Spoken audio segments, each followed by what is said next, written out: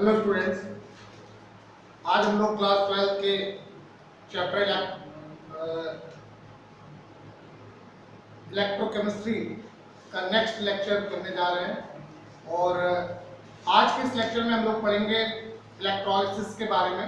Electrolysis क्या चीज़ है और कैसे इलेक्ट्रोलिसिस होता है, जो इलेक्ट्रोलाइटिक सेल है वो कैसे फंक्शन करती है, उसमें कौन कौन से प्रोसेसेस होते हैं। और इसके साथ साथ हम लोग देखेंगे कि इलेक्ट्रोलिसिस कुछ ऐसे सब्सटेंसेस का जो मेटल को डिपॉजिटेड नहीं करते हैं, बल्कि जो उस इलेक्ट्रोलाइट्स के अंदर जो उनका एक्वस पार्ट होता है, जो उनका इलेक्ट्रोलाइटिक सॉल्यूशन होता है, उसमें कोई और आयनिक कंटेंट्स अगर होता है तो उनका वो डिपोजिशन करते हैं। तो ऐसा क्यों होता है, इन चीजों के बारे में आज हम लोग इस लेक्चर में पढ़ने वाले हैं। तो आइए देखते हैं, आज का ये लेक्चर होगा इलेक्ट्रोलिसिस। इलेक्ट्रोलिसिस इलेक्ट्रोलिसिस क्या चीज है, इलेक्ट्रोलिसिस किसे कहते हैं। तो हम लोगों ने इसके पहले लेक्चर्स में हम लोगों ने पढ़ा था कि इलेक्ट्रोकेमिकल सेल जो होती है वो दो तरह की होती है। एक तो होती है गैल्वेनिक सेल या वोल्टिक सेल, और दूसरा जो होता है वो इलेक्ट्रोलाइटिक सेल होता है। यानी दो प्रोसेसेस होते हैं। एक प्रोसेस तो वो होता है जिसमें केमिकल एनर्जी जो है वो इलेक्ट्रिक एनर्जी में कन्वर्ट होती है बाय स्पॉन्टेनियस रेडॉक्स रिएक्शंस, और दूसरा प्रोसेस वो होता है जिसमें इलेक्ट्रिकल एनर्जी जो है वो केमिकल एनर्जी में कन्वर्ट होती है bye non spontaneous redox reactions. तो नॉन स्पॉन्टेनियस प्रोसेस में जो चीज आती है वो है इलेक्ट्रोलिसिस। तो सबसे पहले हम लोग इलेक्ट्रोलिसिस को डिफाइन कर लें। इलेक्ट्रोलिसिस क्या है। तो इलेक्ट्रोलिसिस के अंदर कोई भी इलेक्ट्रोलाइट जो है वो इलेक्ट्रिक करंट फ्लो कराने पर वो डिकम्पोज हो जाता है, वो अपने कॉन्स्टिट्यूटिंग आयंस में टूट जाता है, और टूटने के साथ ही जो आयंस बनते हैं वो आयंस अपने अपोजिटली चार्ज इलेक्ट्रोड पर जाकर डिपॉजिटेड हो जाते हैं। तो ये कंप्लीट प्रोसेस जो है वो इलेक्ट्रोलिसिस कहलाता है। तो इलेक्ट्रोलिसिस क्या है, the process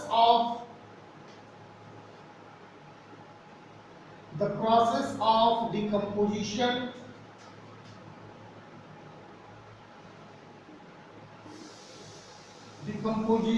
of chemical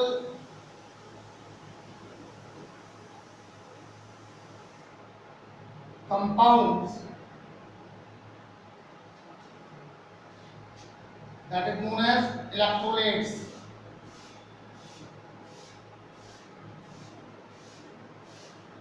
Chemical compounds by passing electric current.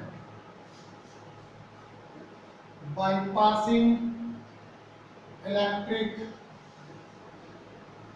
current.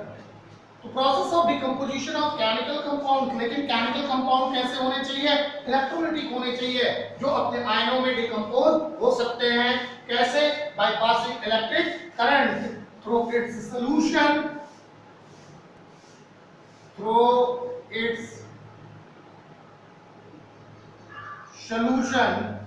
is called electrolysis. इसी को इलेक्ट्रोलिसिस कहते हैं। तो process of decomposition of chemical compound, ये केमिकल कंपाउंड्स कैसे होने चाहिए, इलेक्ट्रोलाइट्स होने चाहिए। कैसे डिकम्पोज होंगे, अगर इनके सॉल्यूशंस के अंदर हम लोग इलेक्ट्रिक करंट पास कराएं। तो ऐसे में जो कंपाउंड्स अपने कॉन्स्टिट्यूटिंग आयनों में टूट जाते हैं, उसी प्रोसेस को हम लोग इलेक्ट्रोलिसिस कहते हैं। या इसी चीज को हम लोग एक और तरीके से डिफाइन कर सकते हैं। कैसे कर सकते हैं कि केमिकल चेंज, और ये केमिकल चेंज क्या होगा, ये ऑक्सीडेशन होगा, और क्या होगा, और रिडक्शन होगा। Oxidation and reduction occurring at electrodes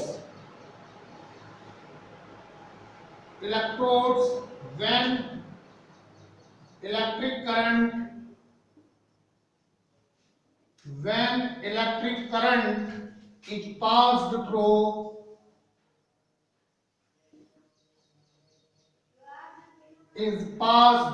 through electrolytic solution, electrolytic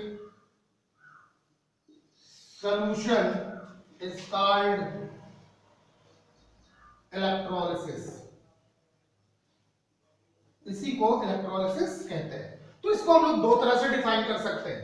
एक तो ये कि कोई भी केमिकल चेंज जिसमें ऑक्सीडेशन और रिडक्शन ही होगा, जो कि किसी भी इलेक्ट्रोड्स पर हो रहा है, लेकिन इसके होने की एक शर्त है, क्या, कि जब हम इलेक्ट्रिक करंट जो है वो इसके इलेक्ट्रोलिटिक सॉल्यूशन में पास कराते हैं, तब जाकर के ये केमिकल चेंज होता है, और इसी को हम लोग इलेक्ट्रोलिसिस कहते हैं।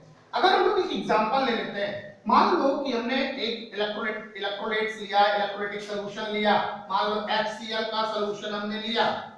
HCl का सॉल्यूशन अगर हमने लिया, तो ऐसी कंडीशन में जब हम लोग इसमें इलेक्ट्रिक करंट पास कराएंगे, तो ये HCl जो होगा वो टूट जाएगा। किसमें टूट जाएगा? H आयन में। और किसमें टूट जाएगा? Cl आयन में। ये H आयन और Cl आयन में टूट जाता है। अब H आयन जो होगा वो किधर जाएगा? ये कैथोड पर जाएगा। जबकि Cl आयन नेगेटिव चार्ज है, तो नेगेटिव आयंस है, ऐसे में ये पॉजिटिव इलेक्ट्रोड की तरफ जाएगा, तो ये जाएगा किधर? एनोड की तरफ जाएगा। तो कैथोड पे कौन सा प्रोसेस होता है? एट कैथोड पे कौन सा प्रोसेस होगा? H आयन जो होगा वो एक इलेक्ट्रॉन को गेन करेगा और हाइड्रोजन एटम में कन्वर्ट हो जाता है, और दो हाइड्रोजन एटम आपस में कंबाइन होकर के H2 गैस बना लेते हैं। एनोड पे क्या होना है? एट एनोड पे क्या होगा?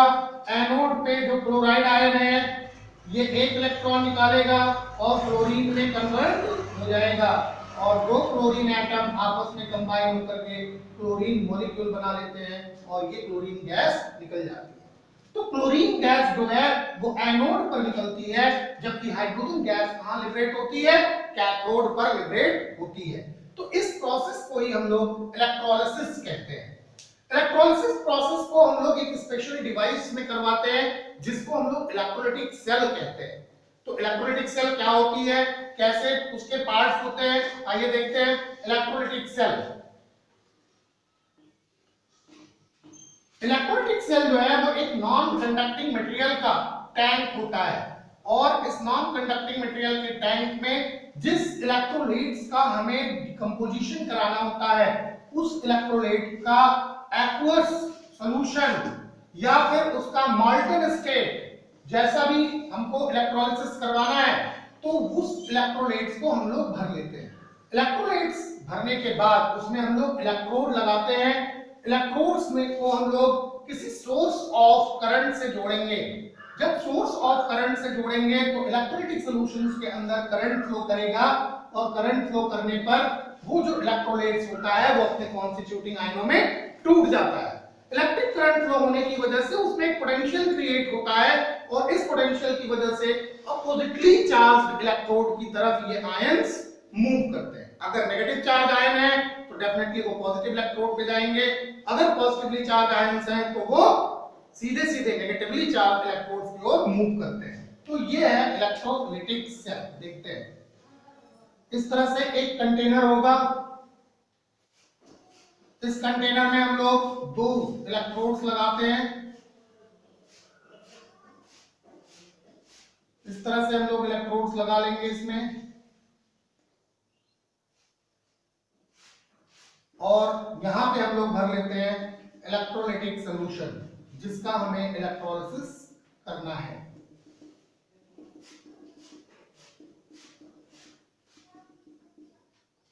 यहां पे हम लोग भर लेंगे इलेक्ट्रोलाइटिक सॉल्यूशन। इलेक्ट्रोलाइटिक सॉल्यूशन, और ये क्या है? इलेक्ट्रोड्स। इलेक्ट्रोड, ये भी इलेक्ट्रोड है। इसको हम लोग जोड़ देते हैं किसी भी सोर्स ऑफ करंट से, बैटरी से जोड़ दिए यहां पे। अभी ये पॉजिटिव टर्मिनल होता है बैटरी का और ये नेगेटिव, तो ये जो इलेक्ट्रोड होगा ये पॉजिटिव होगा, जबकि ये इलेक्ट्रोड जो होगा वो नेगेटिव होगा। यहाँ पे थोड़ा सा इलेक्ट्रोकेमिकल सेल में जो हम लोगों ने गैल्वेनिक सेल पढ़ा था उससे थोड़ा सा डिफर होता है, केवल साइन डिफर होता है, नाम वही रहेगा। ये इलेक्ट्रोड जो है वो कैथोड ही होगा, कैथोड, और ये इलेक्ट्रोड जो है वो एनोड होगा। बस केवल एनोड यहाँ पे पॉजिटिव चार्ज इलेक्ट्रोड होता है, जबकि कैथोड यहाँ पे नेगेटिव चार्ज इलेक्ट्रोड होता है। तो प्रोसेसेस जो होंगे वो भी बिल्कुल वैसे ही होंगे जैसे गैल्वेनिक सेल में हो रहा था। कैसे? रिडक्शन जो होता है, reduction takes place at cathode. Reduction जो है वो कैथोड पर होगा और oxidation takes place at anode. Oxidation जो होगा वो एनोड पर होगा। लेकिन ये प्रोसेस जो होता है वो नॉन स्पॉन्टेनियस होता है।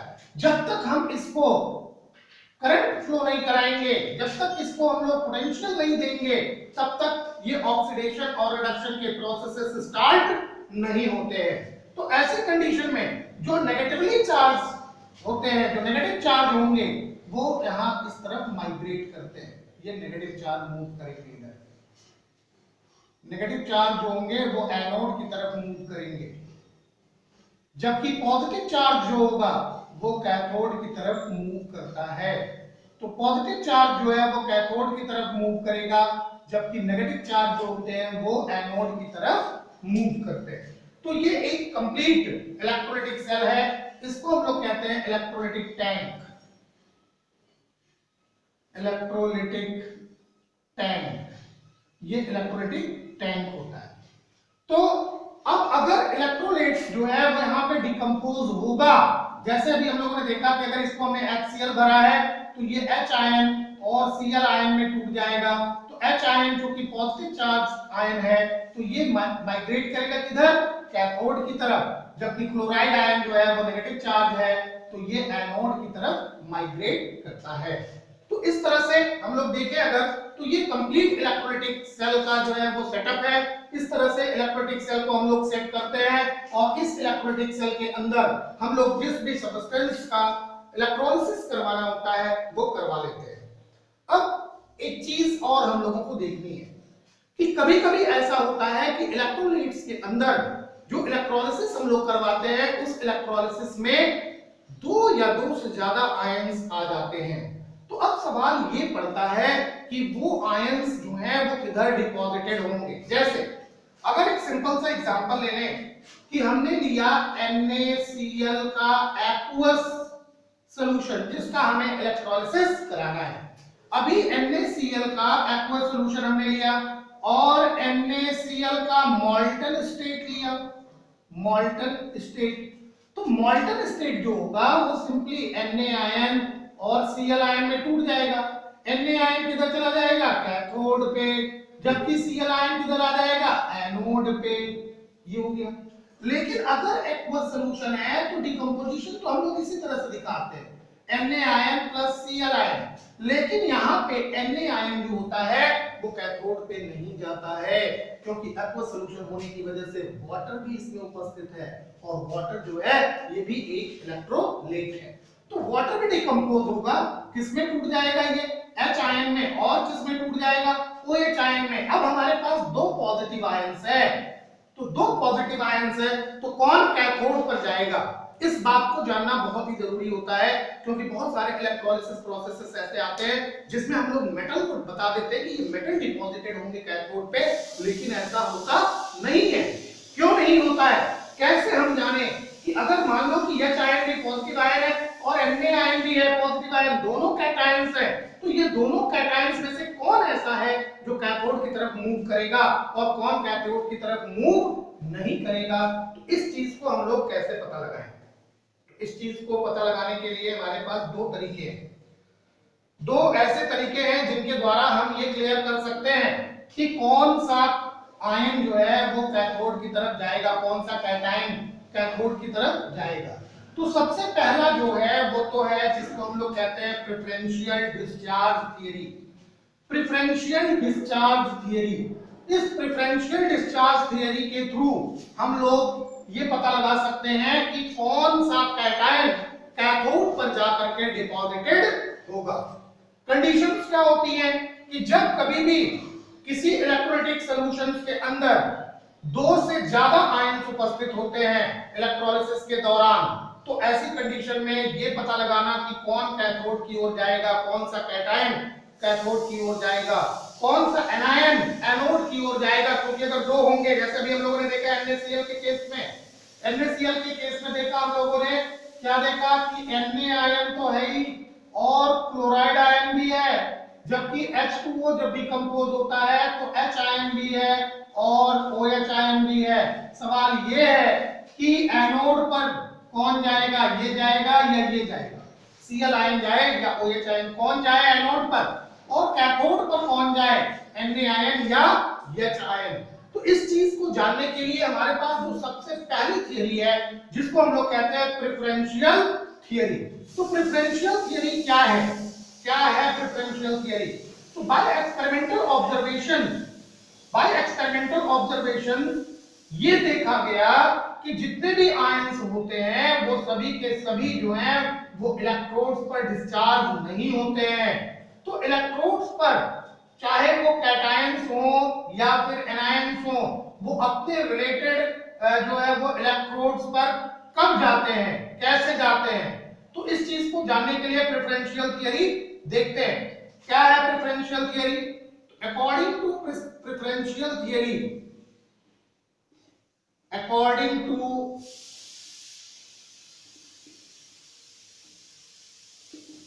preferential theory,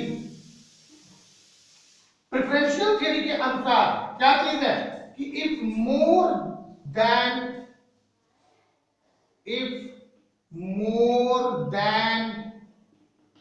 one type of ions are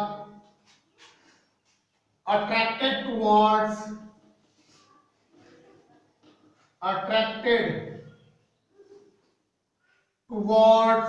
a particular electrode,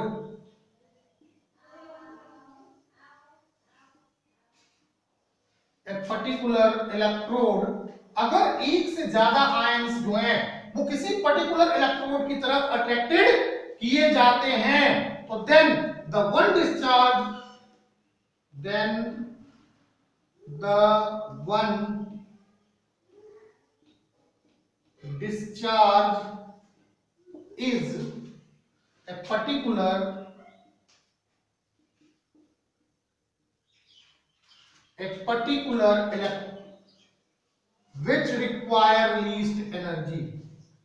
which require least energy, तो अगर more than one type of ions जो है वो अट्रैक्टेड होते हैं किधर, किसी पर्टिकुलर इलेक्ट्रोड पर, तो केवल वही डिस्चार्ज होगा उस पर्टिकुलर इलेक्ट्रोड पर विच रिक्वायर लीस्ट एनर्जी, जिसको अपने आप को डिस्चार्ज करने के लिए, अपने आप को डिपॉजिटेड करने के लिए कम से कम एनर्जी की आवश्यकता होगी।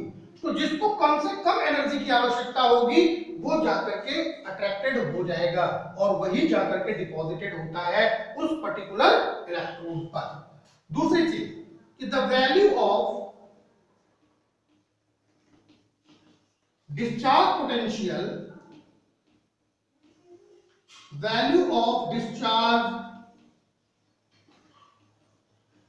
potential is different for different ions। भिन्न भिन्न आयनों के लिए जो उनके डिस्चार्ज पोटेंशियल्स की वैल्यू होती है वो भिन्न भिन्न होती है। भिन्न भिन्न आयनों के लिए जो डिस्चार्ज पोटेंशियल जो होती है वो क्या होती है, भिन्न भिन्न होती है। तो इस केस में अगर हम लोग देखें, इस केस में तो value of discharge potential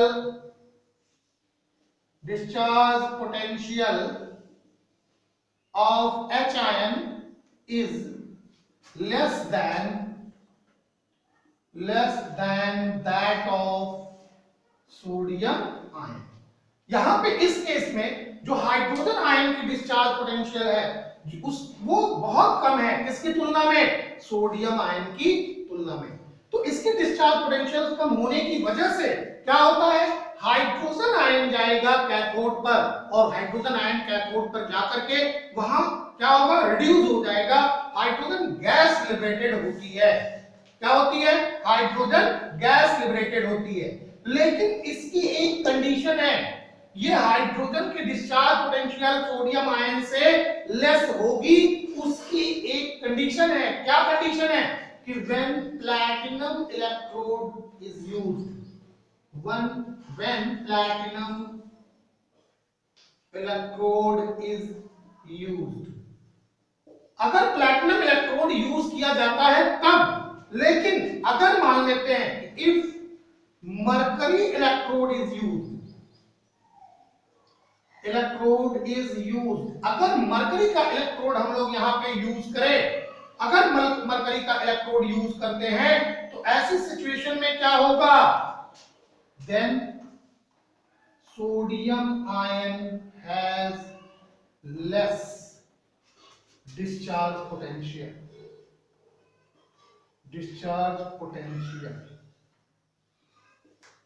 than hydrogen ion. इस केस में सोडियम आयन जो होगा वो कैथोड पर जाकर के डिपॉजिटेड होगा, क्योंकि अगर मरकरी का इलेक्ट्रोड हम लोग यूज करते हैं तो ऐसे में सोडियम आयन का जो पोटेंशियल होगा, डिस्चार्ज पोटेंशियल होगा, वो हाइड्रोजन आयन की तुलना में कम हो जाता है। तो सबसे पहली चीज तो यही थी जिसके आधार पे हम लोग ये पता लगा सकते हैं कि इलेक्ट्रोलिसिस के दौरान जितने भी सब्सटेंस का हम लोग इलेक्ट्रोलिसिस करवा रहे हैं, अगर उसमें दो से ज्यादा या दो कैटायंस हैं और दो एनायंस हैं, तो कौन एनोड पे जाएगा और कौन कैथोड पे जाएगा, ये चीज हम लोग पता लगा सकते हैं। तो अब अगर हम लोग ये चीज जान गए कि यहाँ पे प्लैटिनम का इलेक्ट्रोड यूज किया गया है और इस प्लैटिनम के इलेक्ट्रोड पे जाकर के डिपोजिशन होना है, तो हाइड्रोजन की जो डिस्चार्ज पोटेंशियल होगी वो सोडियम आयन की तुलना में क्या होगी, कम होगी। हाइड्रोजन आयन जो होगा वो कैथोड पर मूव करेगा। तो अब ये रिएक्शन कैसे आगे प्रोसीड करेगी, तो सिंपली प्रोसीड कैसे करेगी, एट कैथोड, कैथोड पे क्या होगा, at cathode H ion will gain one electron and get converted into H atom। तो हाइड्रोजन और हाइड्रोजन एटम मिलकर के क्या बना लेंगे, H2 gas is liberated at cathode. दूसरी कंडीशन क्या होगी, अगर हम लोग एनोड पर देखें तो एनोड के लिए कौन जाएगा, एनोड के लिए जाएगा कौन, क्लोराइड आयन। क्यों, क्योंकि क्लोराइड आयन की जो डिस्चार्ज पोटेंशियल है वो OH से कम है, तो क्लोराइड आयन जाएगा और ये क्लोराइड आयन क्या करेगा, लिबरेट कर देगा एक इलेक्ट्रॉन और कन्वर्ट हो जाएगा किसमें, क्लोरीन में। क्लोरीन में ये कन्वर्ट हो जाएगा और एक इलेक्ट्रॉन निकल जाएगा। दो क्लोरीन के एटम जो होंगे वो कंबाइन हो जाएंगे और ये बन जाएगी क्या, Cl2। अभी सवाल ये उठा तो सर सोडियम आयन और OH आयन कहां गया, तो सोडियम आयन और OH आयन जो है ये इलेक्ट्रोलाइट्स के अंदर पड़े रहेंगे और ये NaOH बना लेंगे। अगर उस इलेक्ट्रोलाइट्स का हम लोग इवेपोरेशन करें तो NaOH के क्रिस्टल हमको मिल जाएंगे by the evaporation of electrolyte, and this is one of the most important method for the preparation of sodium hydroxide crystal। Sodium hydroxide pellets बनाने का ये सबसे महत्वपूर्ण एग्जांपल है। तो क्लोरीन कहां गई, एनोड पे, और हाइड्रोजन कहां लिबरेट हुआ, कैथोड पे, जबकि हमारा इलेक्ट्रोलाइट्स क्या था, सोडियम क्लोराइड। सोडियम का कहीं पता नहीं चला और OH आयन का भी कहीं पता नहीं चला, बल्कि ये दोनों आपस में कंबाइन होकर के इलेक्ट्रोलाइटिक सॉल्यूशन में ही रह गए। और जब इलेक्ट्रोलाइटिक सॉल्यूशन को हमने क्या किया, इवेपोरेट करवाया, तो सोडियम हाइड्रोक्साइड के क्रिस्टल मिल गए। Sodium ion and OH ion will remains in the solution, ये सॉल्यूशन में ही रहेंगे। And when the solution evaporated, crystal of sodium hydroxide will obtained। जो क्रिस्टल्स होंगे सोडियम हाइड्रोक्साइड के ये हमें मिल जाते हैं। तो ये चीज था सोडियम क्लोराइड के एक्वस सॉल्यूशन का अगर हम लोग इलेक्ट्रोलिसिस करवाते हैं। आइए कुछ और भी देखते हैं, हम लोग कुछ और इलेक्ट्रोलिसिस प्रोसेस देखते हैं और देखते हैं कि कैसे प्रेफरेंशियल थियरी अप्लाइड होती है। लेकिन उससे पहले हम लोग एक दूसरी चीज भी देखेंगे जिसके आधार पर हम ये पता लगा सकते हैं कि कौन इलेक्ट्रोड पे कौन कैटायन और कौन से एनायन जाएंगे। जैसे मान लो कैथोड पे जाना है तो कौन कैटायन जाएगा, अगर दो कैटायन उपस्थित है तो कौन सा कैटायन जाएगा। इसी चीज को लेकर के, अगर इसी एग्जांपल को लेकर के देखते हैं तो दूसरा क्या तरीका है हमारे पास जिसके द्वारा हम ये जान सकते हैं, तो by using electrode potential. Electrode potential को अगर हम लोग यूज करें, हम लोगों ने इसके पहले के लेक्चर्स में जब हम लोगों ने इलेक्ट्रोकेमिकल सेल पढ़ा था तो वहां पे इलेक्ट्रोड पोटेंशियल्स के बारे में हम लोगों ने पढ़ा था, और इलेक्ट्रोकेमिकल सीरीज के बारे में भी हम लोगों ने पढ़ा था। इलेक्ट्रोकेमिकल सीरीज में जितने भी एलिमेंट्स हैं उन सबके इलेक्ट्रोड पोटेंशियल्स हम लोग पता कर सकते हैं। तो इलेक्ट्रोड पोटेंशियल्स के आधार पर भी हम लोग ये कह सकते हैं कि इलेक्ट्रोलिसिस के दौरान कैथोड पर जाने के लिए कौन सा कैटायन प्रेफर करेगा। कैसे कह सकते हैं, जिस किसी भी एलिमेंट्स का इलेक्ट्रोड पोटेंशियल नेगेटिव होगा, जिस किसी भी इलेक्ट्रोड का किसी भी इलेक्ट्रोलाइट्स का या किसी भी एलिमेंट्स का जो इलेक्ट्रोड पोटेंशियल है वो नेगेटिव होता है अगर, तो ऐसी कंडीशन में वो अपने से ज्यादा वाले को प्रेफर ही करेगा। जैसे अगर हम लोग सोडियम और हाइड्रोजन आयन को देखें, सोडियम का जो इलेक्ट्रोड पोटेंशियल है -2.17 वोल्ट है, जबकि हाइड्रोजन का जो इलेक्ट्रोड पोटेंशियल है वो कितना है, 0। तो 0 जो है वो ज्यादा है। जिसका इलेक्ट्रोड पोटेंशियल ज्यादा होगा वही कैथोड पर जाएगा, जिसका इलेक्ट्रोड पोटेंशियल ज्यादा होगा वही कैथोड पर जाएगा। अगर मान लो कि जिंक सल्फेट का एक्वस सॉल्यूशन है, जिंक सल्फेट का एक्वस सॉल्यूशन है, तो ऐसे में जिंक +2 आयन और हाइड्रोजन आयन में से कौन जाएगा कैथोड पर, तो जिंक का इलेक्ट्रोड पोटेंशियल -0.76 वोल्ट है, जबकि हाइड्रोजन का कितना है, 0। तो हाइड्रोजन ही प्रेफर करेगा कैथोड पर, जिंक कैथोड पर नहीं जाएगा। तो इस तरह से इलेक्ट्रोड पोटेंशियल्स के द्वारा भी हम लोग ये पता लगा सकते हैं कि कौन सा कैटायन या कौन सा एनायन जो है वो इलेक्ट्रोड्स पे, अपने रिस्पेक्टिव इलेक्ट्रोड्स पे लिबरेटेड होंगे। तो ये दो तरीके हैं जिनके द्वारा हम ये पता लगा सकते हैं कि अगर इलेक्ट्रोलाइटिक सॉल्यूशंस के अंदर एक से ज्यादा आयंस हैं तो ऐसी कंडीशन में कौन सा आयन अपने रिस्पेक्टिव इलेक्ट्रोड्स पर जाकर डिपॉजिटेड होता है। तो आइए कुछ और एग्जांपल देखते हैं इलेक्ट्रोलिसिस का, कुछ और देखते हैं। तो सबसे पहले हम लोग देखते हैं electrolysis of copper sulphate.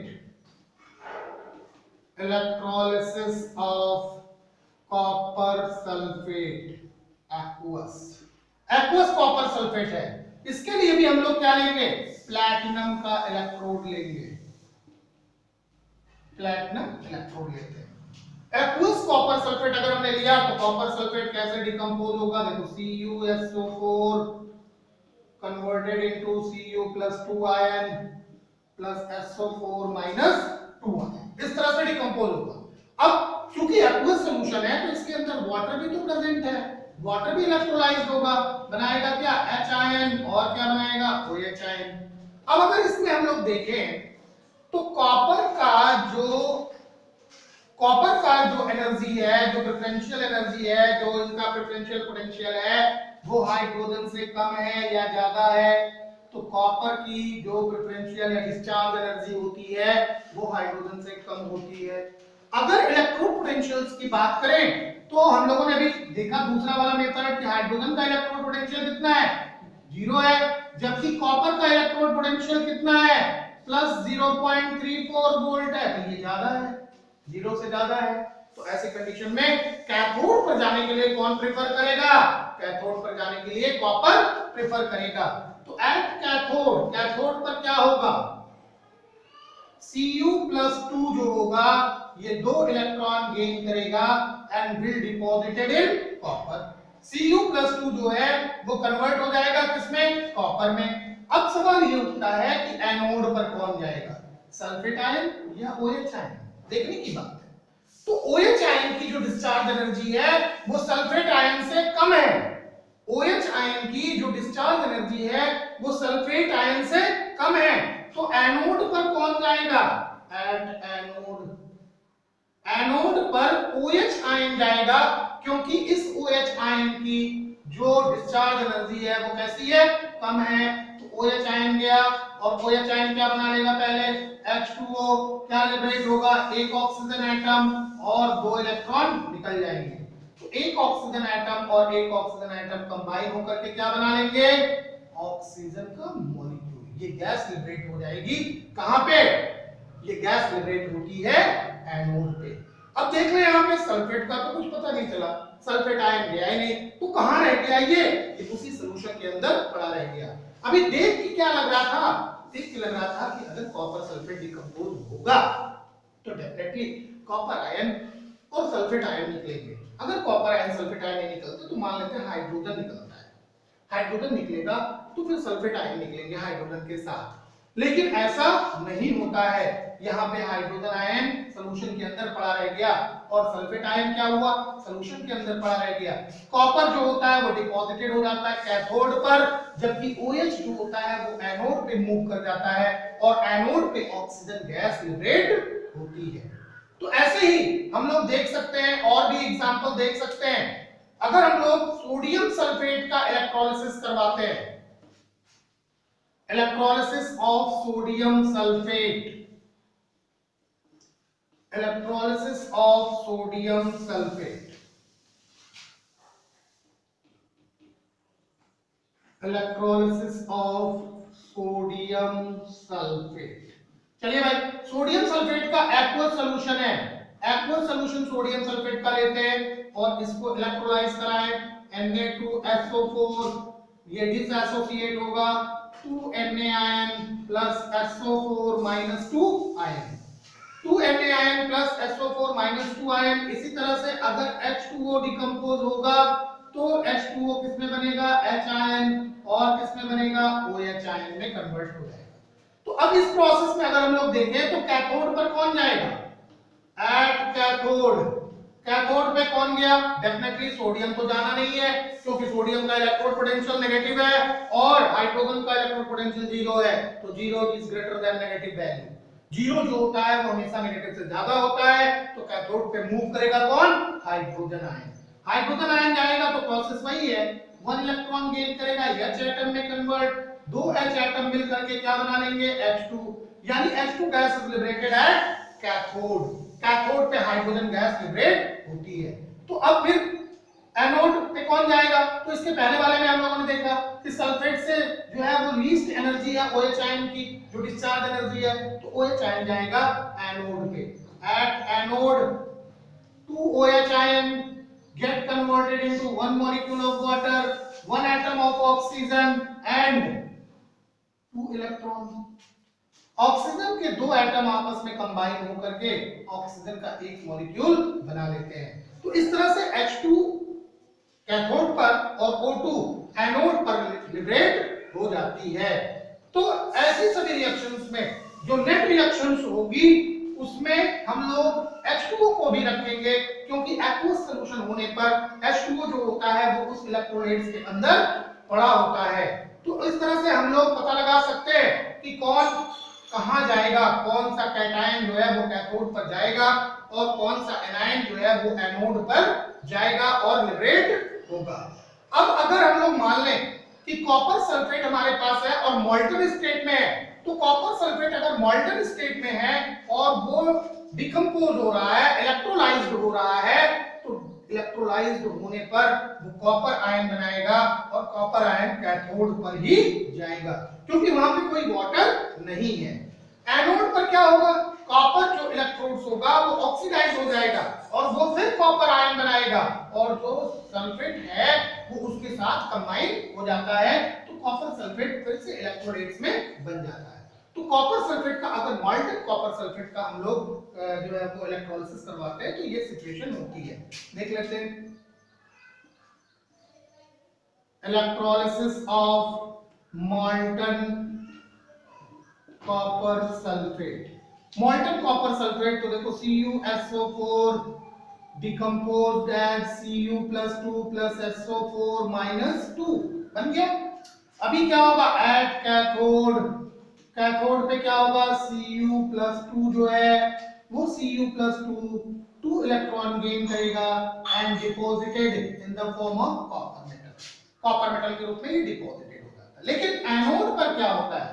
At anode हम लोगों ने पढ़ा था, क्या पढ़ा था कि एनोड पे ऑक्सीडेशन होता है। कॉपर की रॉड पड़ी हुई है, तो कॉपर की रॉड जो होगी वो फिर से कॉपर प्लस 2 आयन बनाएगी और 2 इलेक्ट्रॉन लिबरेट करेगी। अब ये Cu प्लस 2 आयन और यहाँ उपस्थित SO4 माइनस 2 आयन फिर से इलेक्ट्रोलाइट्स बना लेंगे CuSO4।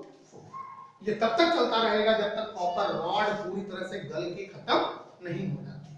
तो मोल्टन स्टेट में हम लोग इस तरह से करते हैं। तो और भी बहुत सारे एग्जांपल्स हैं, लेकिन सबका प्रोसेस यही है। एक चीज और आपको बताएंगे, उसके बाद नेक्स्ट लेक्चर में हम लोग देखेंगे लॉ ऑफ इलेक्ट्रोलिसिस, जिसको माइकल फैराडे ने दिया था।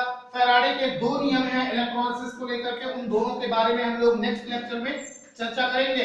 अभी केवल एक और चीज जानेंगे जो बहुत ही इंपॉर्टेंट है, वो ये कि कुछ एलिमेंट्स के लिए जो decreasing order of discharge potential है वो क्या है। तो डिक्रीजिंग ऑर्डर ऑफ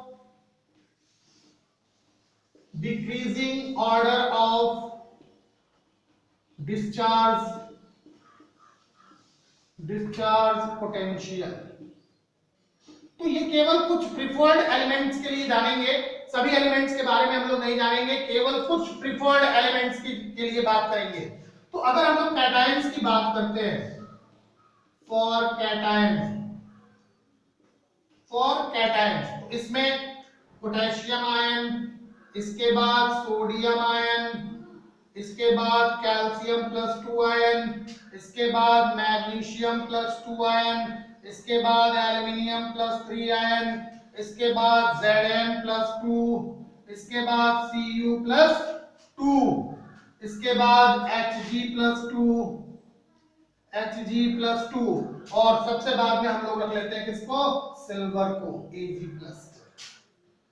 अगर हम लोग एनायंस की बात करते हैं, फॉर एनायंस, तो एनायंस के लिए SO4 का सबसे ज्यादा, इससे कम NO3 आयन, इससे कम OH आयन, इससे कम Cl आयन और इससे कम Br आयन, इससे कम आयोडाइड आयन।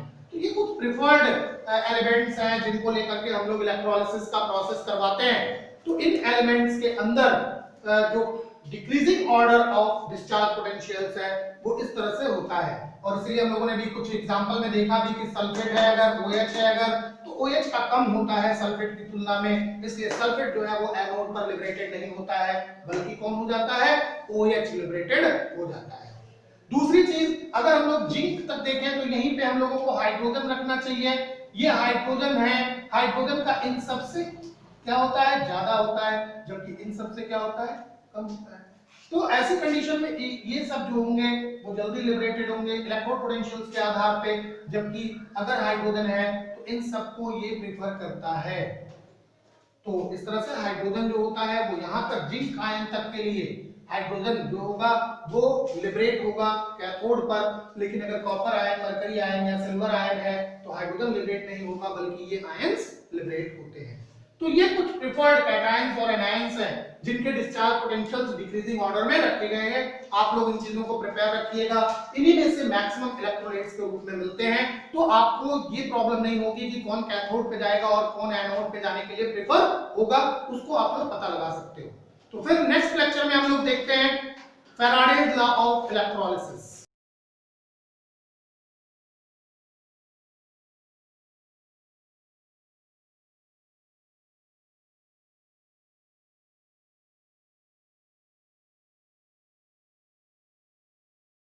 तेरी कूलनेस का स्वैग कहीं लो ना हो जाए, तेरी लाइफ की स्पीड कहीं स्लो ना हो जाए, तेरी कूलनेस का स्वैग कहीं लो ना हो जाए, तेरी लाइफ की स्पीड कहीं स्लो ना हो जाए। जरा ध्यान से सुनो ना फिर बाद में ना रोना, थोड़ी केयर तो करो ना, हाथ अच्छे से धोना, लेट्स रोको कोरोना, थोड़ी केयर तो करो ना, थोड़ी केयर